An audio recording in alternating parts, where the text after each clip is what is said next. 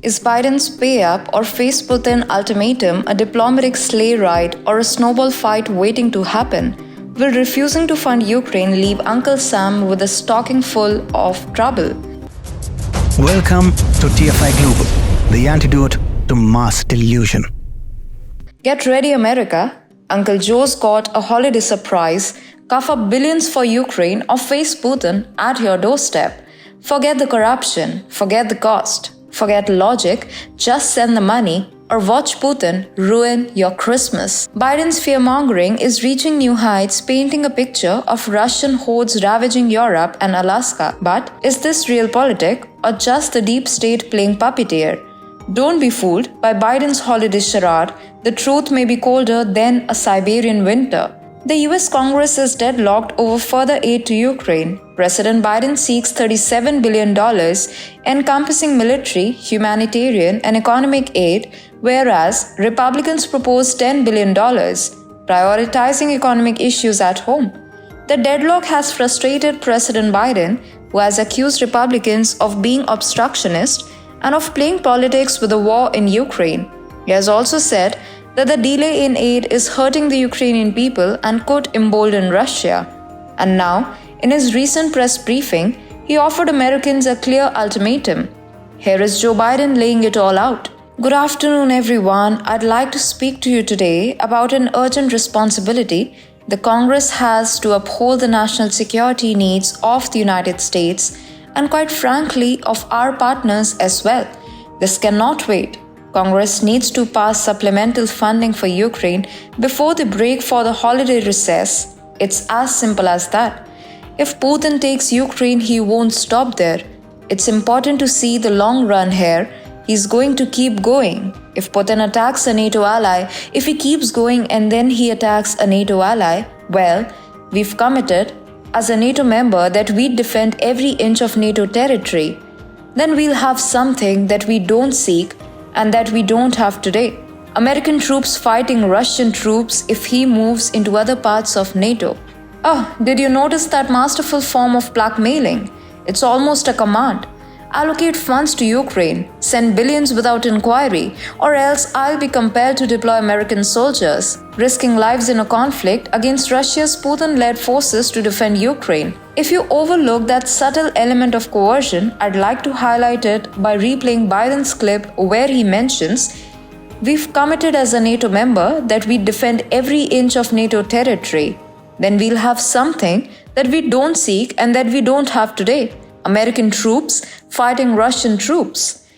The discourse surrounding financial aid to Ukraine pivots on the narrative of deterrence against a projected Russian invasion across Europe, targeting NATO and American allies, and ultimately posing a threat to the United States. He is going to attack NATO allies, he is going to hit American allies, and he is going to hit America.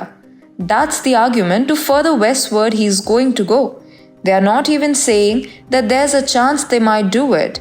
They are saying he will do it.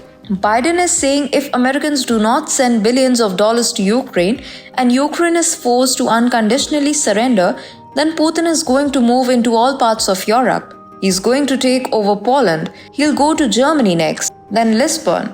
That's the plan. And oh, he's not going to stop there. He's coming for Alaska. He's coming for the United States.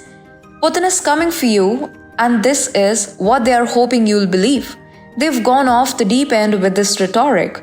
The issue at hand revolves around misconceptions regarding Russia's territorial intentions, particularly their lack of expressed interest in expanding beyond the disputed Donbas region.